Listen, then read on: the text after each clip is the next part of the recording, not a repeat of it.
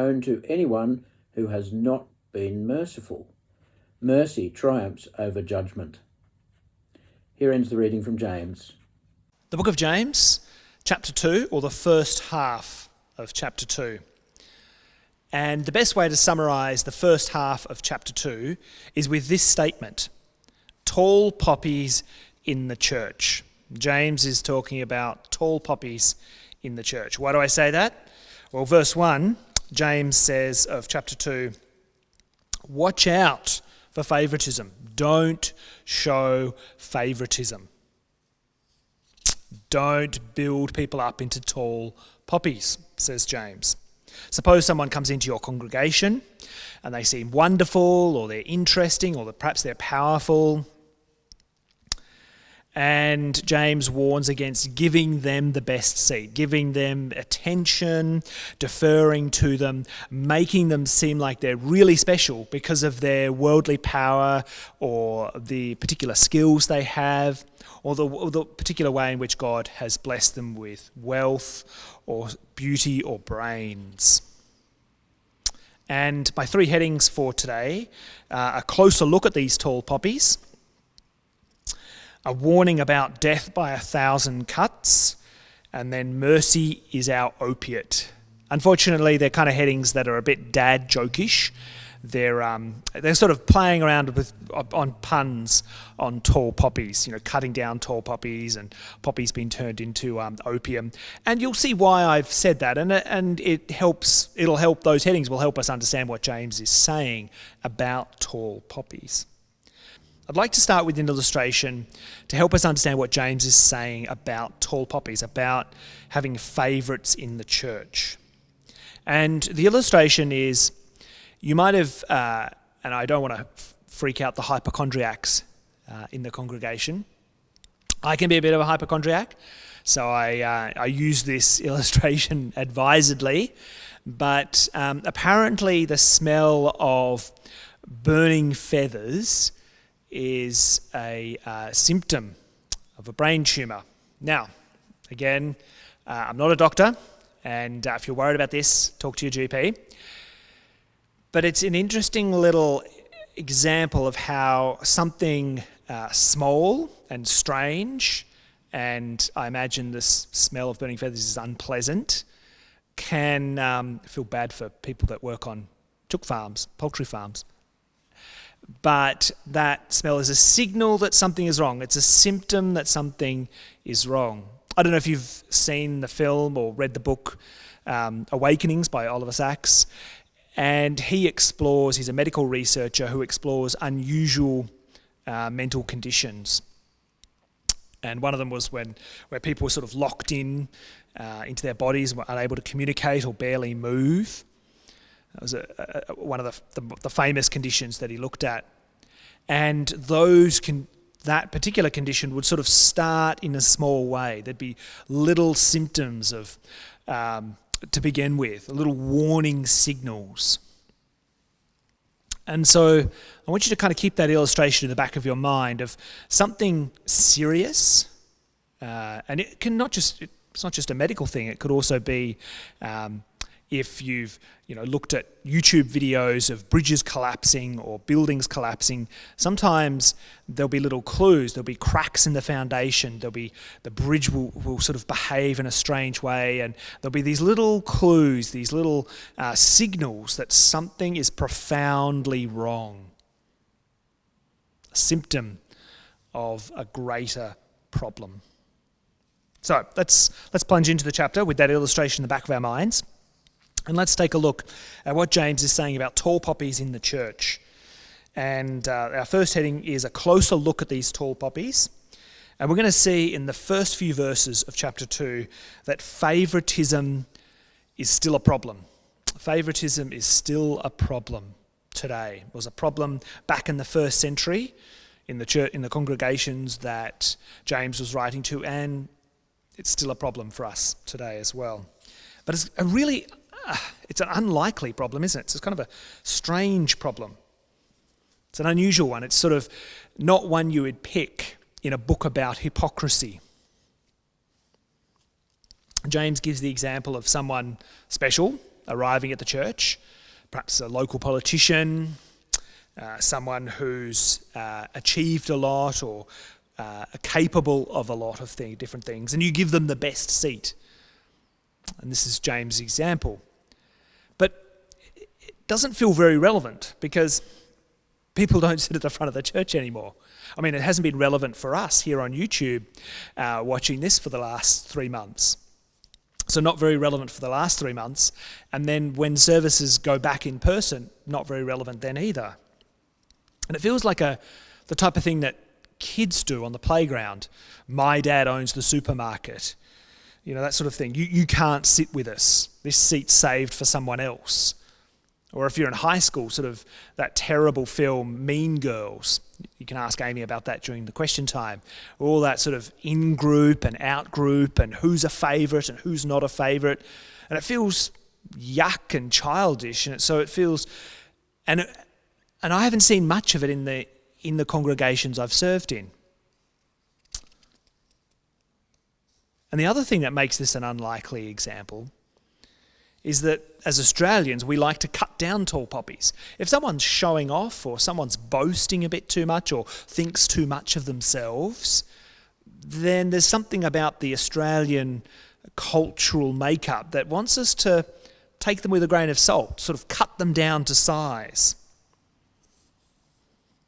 But James really wants to make something of this illustration. He thinks there's something in it because he goes on in verses 5 to 7 where he says, well, you insult the poor people in your congregation and you favour the rich. You let the rich people go on the board of management or serve as elders or pastors, and you look down on the poor people, the slaves that are joining your congregation, the eccentric types, the people with problems.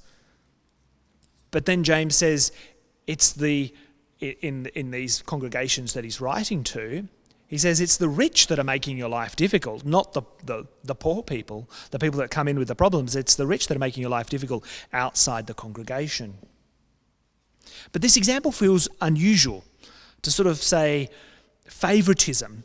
And remember, the whole book of James is about hypocrisy, how consistent we are. And it's about hypocrisy and it offers wisdom for hypocrisy. But that's the focus. But favouritism feels strange to think about. It's an odd example for James to use. I mean, perhaps it was a problem in those particular congregations, but it's hard to see how it's a problem now. And it's an unlikely sin to focus on because it's not one of the big five. Let me remind you of the big five. The 10 Commandments can be roughly divided in half. And the second half are sort of the big five sins. You've probably heard of them. Anger, do not murder. Lust, do not commit adultery. The 8th commandment, which is do not steal, which is theft. The 9th commandment, and Proverbs 6 calls it a lying tongue, do not lie. And then the 10th commandment, which is about greed, or as the 10th commandment says, do not covet. And so you've heard of anger, lust, theft, lying tongues, and greed. And you'd think any one of those, there's lots of space and examples and territory in those examples for James to use if he wanted to talk about hypocrisy in the church. And yet he picks favouritism. Favouritism is still a problem. And now, why is James giving this example? And why is it relevant to us today? Well, let me suggest it's still a problem. And it's a problem on 2 levels. Basic and a symptom of something more serious. Remember my opening illustration where burning feathers is allegedly a symptom that you might have a brain tumour? That if your building has cracks in it, that could be a symptom that there are structural problems with the building. So let's take a look at the basic level before we see how it's a symptom of something far worse. At a basic level, this is still relevant. We still make favourites of things or people other than Jesus. I mean, I don't want to pick on my own congregation and my own church building, but behind me are some chairs with plaques on them. And one of the chairs is a little bit more prominent than the other chairs, and that's where the pastor sits, and then the elders sit up there. They get the best seats in the house. And we can do this as well if perhaps someone joins the congregation or joins the question time or the small group Bible study, and they're really well spoken, or they're really competent, or they have a lot of knowledge, or they're really skilled at something. And we can be tempted to give them a little bit more attention, to seek them out after the service and talk to them more than someone else. Now, just quickly, just a short tangent. I'm not saying that this building where I'm preaching from and those chairs behind me, or having someone who's really good at something join the congregation are a problem in of themselves. But the danger is we can favour them more than Jesus. You see, this building is a wonderful gift for me to be able to preach to you today. Those chairs behind me are a symbol that the elders and myself are leaders of the congregation. However, if Peter and Jack and myself enjoyed being a leader more than we enjoyed bringing Jesus to you, we've made a favourite of that.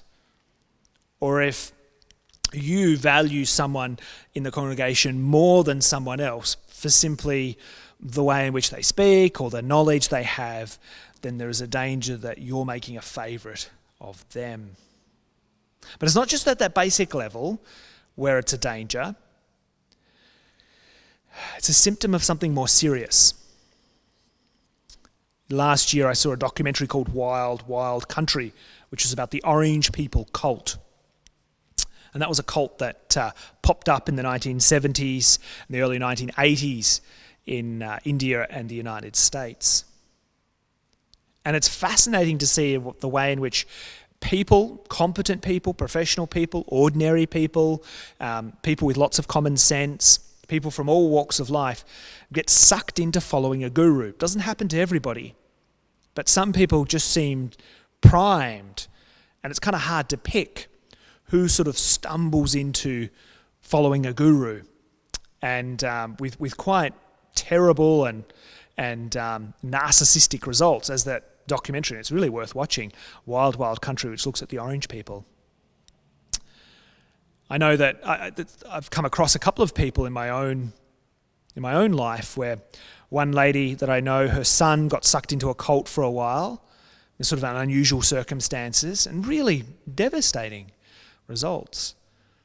A slightly different example. Another lady I know, her son, her and her husband, a Christian family, and they raised their kids as Christians, and they live out in the country, and their son went off to the city to go to university, and smart guy like his parents, competent, loved Jesus like his parents. And then at uni he was doing music, and he was mentored by this really talented musician, and just kind of got, and this musician was an atheist, and got sidetracked and sucked into making a favourite of this mentor, and had devastating results. And that's the danger. That's what's going on here, because what favouritism is and does is it's a symptom for pride, and that's the sixth of the major sin. And that is what the first 5 commandments, which also command us to do positive things, like honouring our parents and loving God, but the first 5 commandments are concentrating on that one sin. And favouritism is a symptom of that sin.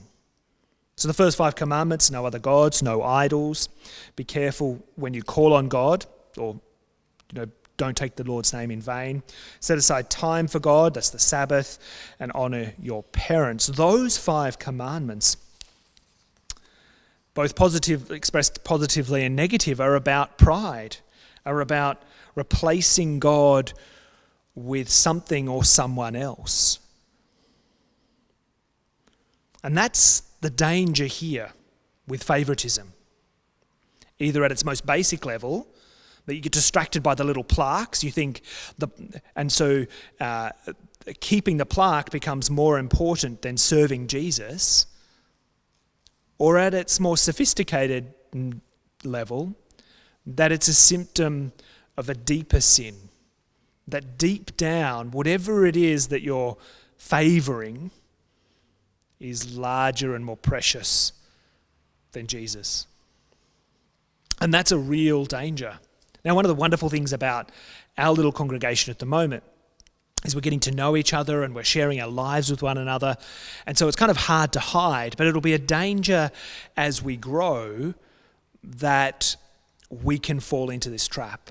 And so it'll be something to watch out for. Now, as I say that, I just want to do another tangent, lots of tangents in this sermon today. I want to speak to those of you who I know are listening who are easily discouraged, who are suspicious or introverted. I could be suspicious and introverted. Those of you who feel things deeply. I don't want to give you another thing to worry about. These verses, this part of the sermon is not aimed at you. I don't want to give you another burden. You need to hang out till verses 12 and 13. James has got something to say to you then. So wait until those verses. No, this warning about favoritism is for those who are inclined to make something a favorite, make something, replace Jesus with someone or something else. And if you're suspicious or easily discouraged or feeling down, then you're probably realizing that something is broken, and you're probably realizing that you have a need for Jesus. And I'll talk more about that in verses 12 and 13. No, this is a warning for those who are on a different path, facing that temptation. But let's talk now about the second heading, which is a warning about a death by 1,000 cuts. I was trying to play on the, cutting down the tall poppies. And James is warning us here that it's clear the big 5 sins will eventually kill you. Lust, taken to its final conclusion of adultery. Anger, taken to its final conclusion of murder. Greed, covetousness, taken to its final conclusion. Each of those will kill you. But James says, watch out for favoritism. Favoritism will kill you slowly, will cut you, and cut you. Why do I say that? Verse 8, James says, if you weren't a hypocrite, you'd be keeping the moral law.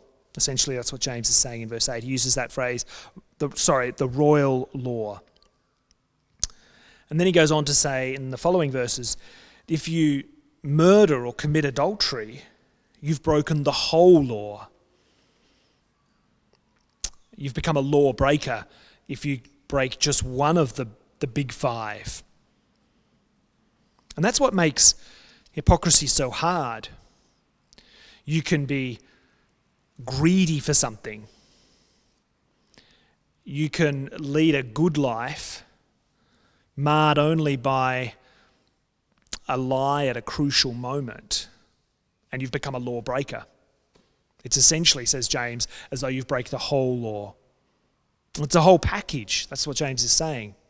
You break it at one part, and you've become a lawbreaker. And that's what makes being a Christian so dangerous, because we follow Jesus, the embodiment of the law. We see the law as an expression of God's holiness and a destination point of where we're going. The law is valuable to us because of who it comes from and what it's about. But that's what's dangerous about it, is it highlights our hypocrisy. You can just be a little bit lustful, a little bit greedy, a little bit angry. Just a small lie and you're sunk. Verse 11, you've become a lawbreaker. By the way, James really helpfully uses the phrase royal law. It's an unusual phrase, but James is talking about the moral law. He's talking about the law across both the New Testament and the Old Testament. He's talking about that underlying law of God, those principles that underpin the 10 Commandments, that underpin all the laws given at Mount Sinai, that underpin instructions that Jesus gives us in the New Testament and that come out in the epistles. It's that law that is written on human hearts and expressed or formalized or codified in the Ten Commandments. And so James just picks out sort of two classic examples, adultery and murder. But you could say the same about any one of the others. Which brings us back to favoritism. Because favoring someone or something other than Jesus is a slower and less obvious way to die, because the end of sin is death. Remember that from James chapter 1. The big five are obvious. It'll become clear the more greedy you get. It'll be harder and harder to hide. But it'll take some time. Favoritism, and that's what makes favoritism a symptom of pride. It'll take some time for that to come out, for people, for other people, for yourself even, to realize that you're favoring someone or something else more than Jesus. And this is what I want us to do as a congregation. I want us to be able to examine whatever we do, whatever aspect of our buildings, of our resources, of our gatherings together, of our future plans, to keep this in the back of our minds, that whatever we do and whatever happens as a congregation, we favour Jesus, that he is our favourite, not someone or something else. Which brings me now to verses 12 and 13. Mercy is our opiate. You see, the law might make you a hypocrite because it shows you how sinful you are, along with showing you how holy God is, and you realise that if you've broken one part of it, you've broken all of it. The law might make you a hypocrite, but it will also set you free. Take a look at verse 12 and following. Speak and act as those who are going to be judged by the law that gives freedom, because judgment without mercy will be shown to anyone who has not been merciful. Mercy triumphs over judgment. Imagine someone looking into a congregation, and this observer thinks, well, that so-called Christian, I know he's sleeping with his girlfriend. Or that so-called Christian, that lady, she lied in court or at her workplace and got away with it. Well, the observer might think, well, I know that man still has a drinking problem. He's just hiding it. What a bunch of lawbreakers. What a bunch of hypocrites. But that's not how Christians are identified. We're not identified as lawbreakers. We're not identified as hypocrites. Remember Jesus in John, the Gospel of John, chapter 13, where Jesus says, "By this everyone will know that you are my disciples, if you love one another." You see, we honour each other, we favour each other, we make favourites of those of us who have overcome sin. We honour and favour those who are taking steps towards Jesus. Just going back to that opening illustration from James, James says, don't you realise you're crushing the poor and you're valuing the people that are the hoity-toity in the city around you? You've got it all wrong. Those among you who have overcome sin, those among you who are stepping towards Jesus, even if it's a real struggle, and it's like 2 steps forward, one step back, or however that expression goes. And this is why favoritism is so corrosive, because it goes against the way we're identified. How will someone know? How will an observer and how will God know that you are disciples of Jesus, that we are disciples of Jesus? By our love for one another. By the way in which we favour the steps that we take towards Jesus, and the way in which we favour the steps we take towards overcoming our hypocrisy, overcoming our sin. And this is why mercy is our opiate. So it's kind of push that opening metaphor as far as I can take it. Because nothing else will remove the shame of hypocrisy. You can't pretend it away. You can't be more hypocrisy won't fix the hypocrisy. More law keeping won't fix it, because a single break of the law at any part makes you a hypocrite. Nothing else removes the shame of hypocrisy except mercy from God. And then we extend that mercy to one another. By their love you shall know them. The other thing that mercy does, it's a gateway drug to eternity. Because as you show mercy, as you favour your brothers and sisters for the steps they take towards Jesus, more than anything else, you get a little taste of eternity. A small sensation of the sensations of eternity. So that, brothers and sisters, is what James has to say about tall poppies in the church. Take a close look. Make sure you're not turning someone or something into a tall poppy. And be alert, because that's, as we saw in our second point, that's the path to pride. But realize and cherish and value mercy. Let's pray. Heavenly Father, thank you for the book of James. May we only favour your Son Jesus. This is a pernicious and subtle sin, because it ends in pride, it ends in replacing you. So help us to be alert to it. Help us to put aside all the other 5 sins. Give us the strength and the resources and the people to do that. And help us to take steps towards your Son Jesus. And may we as a congregation be characterized by love. May we start tasting mercy among each other. And so we will become known as those who love one another and follow your Son Jesus. In his name, amen. Amen.